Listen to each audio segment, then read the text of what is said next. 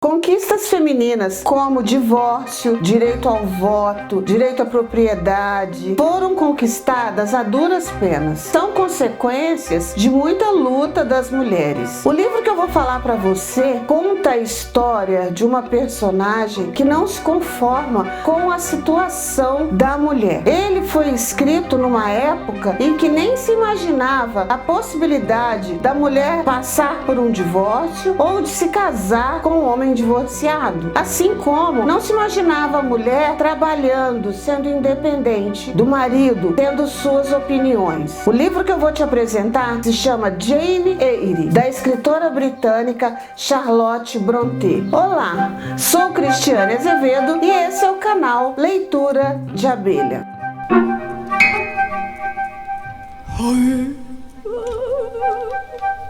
Charlotte Brontë nasceu em 1796 aproximadamente, ou seja, no final do século XVIII, no começo do século XIX. Ela morreu muito jovem, aos 39 anos. Ninguém sabe dizer ao certo do que ela morreu. Uns dizem que ela morreu de parto, outros dizem que ela morreu de tuberculose, outros dizem que ela morreu de tifo, outros dizem que ela morreu de desidratação em decorrência da tifo. A verdade é que ela morreu muito jovem. Mas morrer jovem não impediu que ela construísse uma carreira como escritora numa época em que as mulheres não podiam escrever nem publicar seus livros. Ela era casada com um sacerdote anglicano e filha de um sacerdote anglicano. Portanto, a sua obra ela vai ter muita presença da questão religiosa, talvez indiretamente, mas a gente vai perceber muito a questão da culpa pela felicidade, a punição por ter errado. Isso aparece indiretamente em suas obras. As suas irmãs também escreveram, foram escritoras, mas publicaram apenas uma obra cada uma, Anne e Emily Brontë. Uma é autora do Morro dos Ventos Uivantes e a outra é a autora da Inquilina, moradora de Wildfield Hall. Duas obras clássicas, são marcos referenciais na literatura. A primeira obra de Charlotte Brontë, ela escreveu junto com as suas irmãs. Era um livro de poemas. Vendeu a quantidade exorbitante de mais ou menos 3 ou 4 exemplares. Mas isso não desanimou as nossas escritoras. Do que se trata o livro Jane Eyre? Porque esse livro, ele vende, ele é um marco. Jane Eyre é a biografia de uma personagem fictícia, Jane Eyre. É um livro que a gente chama, é um romance de formação. O que é um romance de formação? É aquele que narra a história do personagem desde a sua infância até a sua vida adulta. Você acompanha a formação desse personagem. Ele também apresenta muitas características da vida da própria Charlotte Brontë. Por exemplo, Jane Eyre vai para um internato. Charlotte Brontë viveu no internato junto com as suas irmãs. O internato que a Charlotte vive também tem uma epidemia de tifo. Inclusive, ela perde algumas irmãs nesse internato. Charlotte Brontë vai ser professora no internato. Ela vai ser professora também de uma criança, ou seja, ela vai ser preceptora. E ela mesma diz que para construir o Sr. Rochester, que é o personagem que vai fazer par romântico com Jane Eyre, ela usou um pouco do que ela via no marido dela. Ela achava que eles eram parecidos. Isso da própria posição da Charlotte com o passar do tempo. Mas do que se trata a história da Jane Eyre? Ela é uma menina órfã, criada pelo seu tio Reed e a sua esposa. Quando ela nasceu, a sua mãe morreu. E a sua mãe era a irmã preferida do seu tio. E ele decide adotar Jane. Enquanto ele está vivo, a vida da Jane é muito boa. Ele sente muita pena dela e ele desenvolve um afeto que às vezes dá a impressão de que ele fazia preferência entre ela e os seus próprios filhos. Quando o livro começa, o tio Reed já havia falecido e Jane está sofrendo horrores naquela casa. Ela é maltratada pela tia, pelos primos e ela é maltratada pelos criados, porque ela acaba sendo inferior aos criados, porque ela não é da família, ela não é a patroa, então ela sofre, ela apanha, mas ela não sofre fica calada não. Um dia ela reage ao primo, ela vai ser colocada de castigo no quarto que o seu tio passou seus últimos dias de vida, que é o quarto vermelho. E ela acredita que aquele quarto é mal assombrado. Detalhe, esse livro, Jane Eyre, tem um quê dos romances góticos daquela época. Então a gente vai ter assim muita coisa misteriosa, que é de fantasmagórico, sabe? Ela vai ficar de castigo nesse quarto, ela chora, ela implora pra sair de lá e ela tem uma síncope. Ela passa mal, desmaia, tem uma febre muito alta, quase morre. Ela fica tão doente que a tia dela é obrigada a chamar o farmacêutico pra cuidar dela. Olha, quando ela manda chamar o farmacêutico, é quando o criado tá quase morrendo. O farmacêutico cuida dela, ela se recupera, nunca mais volta a ser aquela menina que ela era. Ela fica chorando pelos cantos, muda, calada, até que o farmacêutico dá uma ideia pra tia, após conversar com Jane Eyre. Quem sabe ela gostaria de ir para um internato, estudar. E ela pensa assim, eu vou embora dessa casa, eu quero ir para o internato. E a tia abraça a ideia, porque ela mais quer se livrar da Jane Eyre. E ela vai para o internato. Lá no internato, ela pensa que vai ter uma vida diferente, mas os seus infortúnios vão continuar. Ela vai ser humilhada pelos professores, pelo diretor do internato. Ela vai passar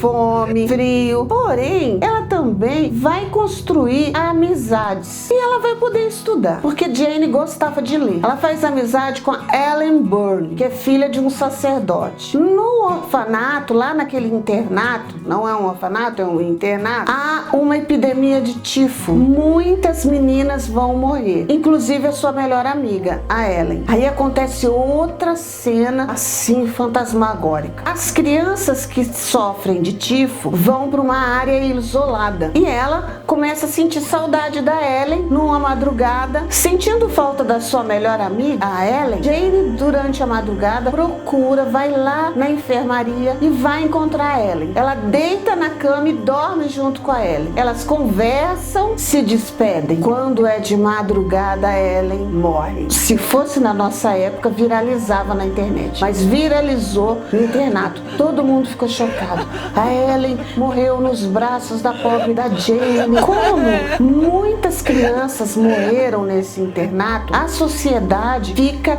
de olhos voltados para aquela instituição. Então eles vão mudar a diretoria da instituição, vão melhorar o tratamento das meninas e a vida da Jane melhora. Ela faz amizade com uma professora, ela vai crescendo lá, ela se torna professora no internato. Num belo dia, quando a sua melhor amiga, uma das professoras, se casa, ela decide que ela tem que dar uma guinada na vida dela. E o que ela faz? Escreve um anúncio para um jornal se oferecendo como preceptora de meninas pequenas. E qual é a sua surpresa? O anúncio que Jane publica no jornal recebe uma resposta positiva. Ela vai trabalhar como preceptora de uma menininha francesa chamada Adele. Ela é francesa, ela não sabe falar inglês. E Jane sabe falar inglês. Quando Jane chega, é um verdadeiro alívio para todas as pessoas, porque Jane consegue se comunicar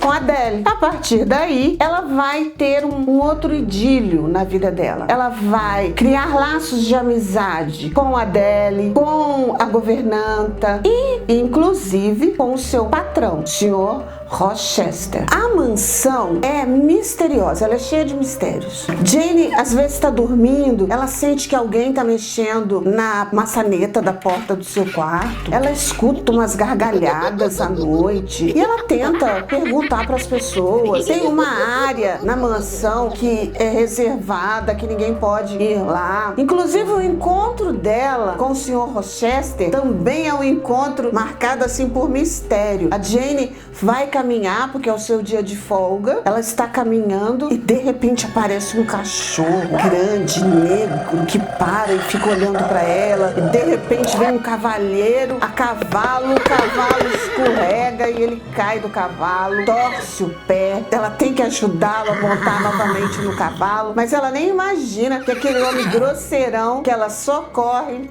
é o Sr. Rochester. Mas a partir daí, eles vão desenvolver uma amizade e vão se apaixonar. A governanta da casa não aprova o namoro da Jane com o Sr. Rochester, mas ninguém sabe por quê. Há também um evento que a Jane acorda no meio da madrugada, sente um cheiro de fumaça, aí ela descobre que o quarto do Sr. Rochester tá pegando fogo e ele tá lá dormindo, sem perceber que ele vai morrer queimado. Aí ela salva o Sr. Rochester daquele incêndio misterioso. Muito que bem. Eles têm um relacionamento e ele pede a Jane em casamento. E ele prepara todo o casamento. No dia do casamento, na hora do sim, eu vou parar de contar, porque o casamento não acontece. O livro Jane Eyre parece uma montanha russa. A vida da Jane vai ser sempre assim: um momento de muito sofrimento, um momento de alegria. Um momento de muito sofrimento, um momento de alegria. A gente nunca acredita que ela vai ser feliz. Sempre que ela tá feliz,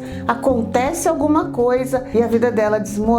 Esse é, sem dúvida, um dos meus romances preferidos. Leio e releio sempre. Ele vai apresentar um herói, um mocinho que não é bonito, não é elegante, não é fino. Muito pelo contrário. Ele é feio, ele tem consciência que ele é feio, que as pessoas se aproximam dele apenas por conta do seu dinheiro. Ele é grosseirão. Aliás, ele tem uns diálogos com a Jane. É impossível que naquela época um homem tivesse um diálogo desse com uma moça séria. E ela vai que vai na conversa. Tem hora que ela não sabe nem o que responder. Jane também representa aquela mulher que não se conforma com o seu destino de ser uma mulher passiva, que tem que ficar em casa fazendo tudo que o marido gosta, apenas se dedicar aos filhos, sem ter nenhuma ambição. Inclusive, nos diálogos dela com o Sr. Rochester, ela deixa isso bem claro. Eu convido você a conhecer a história de Jane Eyre. Vale lembrar que esse livro já foi adaptado para o cinema pelo menos 3 vezes, em 1940, em 1970 e 2011. Todas as versões para o cinema são muito boas. Você pode até escolher qual o Sr. Rochester fica melhor, qual artista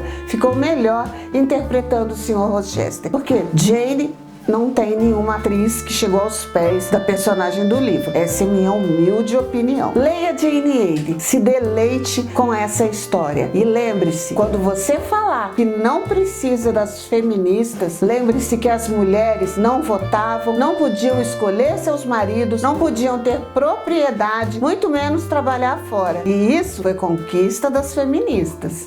Tchau!